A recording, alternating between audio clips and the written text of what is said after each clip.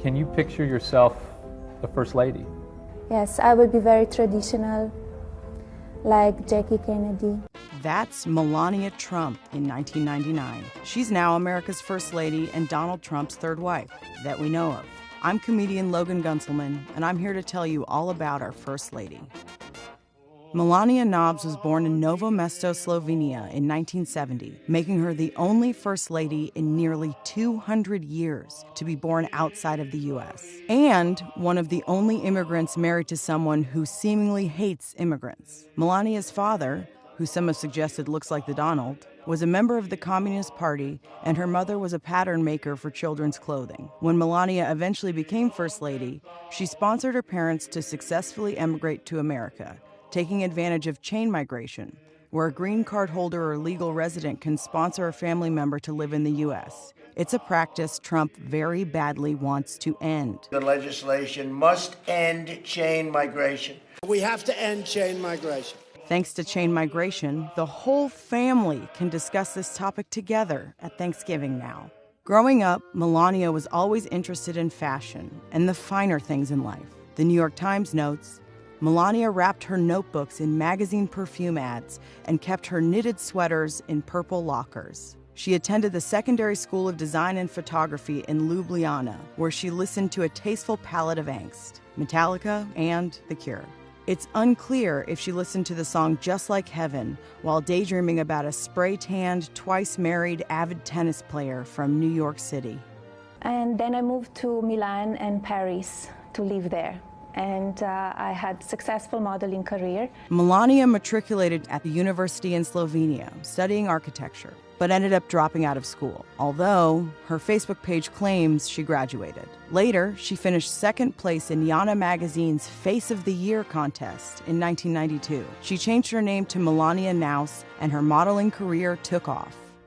She moved to New York in 1996 and modeled mostly in print. As a 25-year-old, she was featured in a sexually explicit shoot for a French men's magazine called Max. The New York Post paints the picture. The raciest of the photos shows Melania lying nude in a bed as Scandinavian model Emma Eriksson, also naked, embraces her from behind, just below her breasts, which are fully exposed.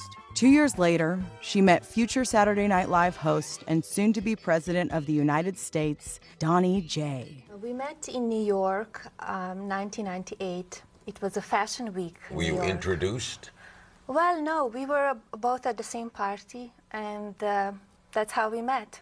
He came to right me. away? I went crazy. I said, I was actually supposed to meet somebody else. According to The New Yorker, the two broke up briefly in 2000 when Trump was considering a run for president. But in 2004, Trump proposed to Melania with a $1.5 million ring at the Met Gala. What was it that you saw in Donald when you met him or fell in love with him? His mind, amazing mind. Ah, yes, his amazing mind. While seemingly falling head over heels for the reality star, in 2005 she appeared in this insurance commercial. The same year, she married Trump in Palm Beach, Florida at Mar-a-Lago. In attendance were Trump's closest friends, like Trump's soon-to-be 2016 Democrat presidential opponent Hillary Clinton, and her husband Bill, Billy Joel, and the face of the Ukraine scandal and an ostensible enemy of Melania, Mayor Rudy Giuliani. I never talked to Mr. Giuliani. A year after the wedding, Melania gave birth to her son Barron, who Trump admitted he wouldn't take care of or even see. Now, I know Melania. I'm not going to be doing the diapers. I'm not going to be making the food. I may never even see the kids, frankly. No, yo. During her husband's presidential run, Melania made a speech at the Republican National Convention in 2016, which was, in part, plagiarized from Michelle Obama's 2008 DNC speech. A CNN side-by-side shows the similarities. You work hard for what you want in life, that your word is your bond, that you do what you say you're going to do. You work hard for what you want in life, that your word is your bond, and you do what you say and keep your promise. Melania claims she wrote the speech, quote, with as little help as possible, unquote. After her husband won the presidency, Melania, as First Lady, has championed the fight against cyberbullying amongst children. It's one of her 3 pillars in her Be Best campaign, which is curious considering her husband's Twitter habit. For instance, after Time magazine recently announced 16-year-old international climate activist Greta Thunberg as their Person of the Year, Trump tweeted, "So ridiculous. Greta must work on her anger management problem, then go to a good old-fashioned movie with a friend. Chill, Greta, chill." Also, Trump is a fan of the classic bully move of using ad hominem attacks. While Bette Midler is an extremely unattractive woman, I refuse to say that because I always insist on being politically correct. But at least he can dish it out just as hard as he can take it. I have never seen a thin person drinking Diet Coke. Social media can be both positively and negatively effect on our children. The booklet for Melania's Be Best initiative was criticized for plagiarizing an Obama-era booklet. Twitter users noted the similarities, all except for the intro. It seems as long as Melania continues to plagiarize, Obama-era policy might actually stay intact. But perhaps Melania should have taken her own advice on being best when visiting migrant children on the Texas-Mexico border, one of the epicenters of Trump's family separation policy. On a visit to a child detention center, Melania wore a jacket that read, "I don't really care, do you?" I could say I'm the most bullied person on the world.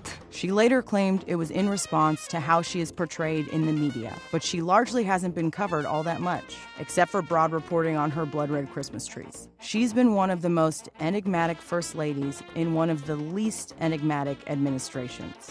There have been, however, extensive amounts of reporting on Melania's relationship with her husband. Some say she's being held hostage, a prisoner in her own home. Others say she's complicit in his acts and estranged from the president, secretly mounting a coup. And some say the couple is perfectly fine. It's unclear where she falls in this love triangle encompassing herself, her husband's ego, and her husband. But maybe we're all overthinking it. And maybe, just maybe, she just doesn't care. Hey, thanks for watching Who Is? Did you know we have a podcast now too? On Who Is, the podcast, I'll dive deep into the fascinating lives of the people who run things, whose decisions impact every aspect of our lives. How did they get where they are today? And knowing that, what might they do next? From politicians to the ultra-rich, to military contractors and monarchs and media moguls, I'll introduce you to the reporters and experts who know these real-life world molders best. Sharp-eyed observers and confidants who observe our subjects as they make the decisions that define our everyday lives. To see more, hit the link or search Who Is on the iHeartRadio app or wherever you get your podcasts. And for more of the video series you know and love, be sure to check out the Snapchat versions and our series playlists on YouTube and Facebook. Kosmobles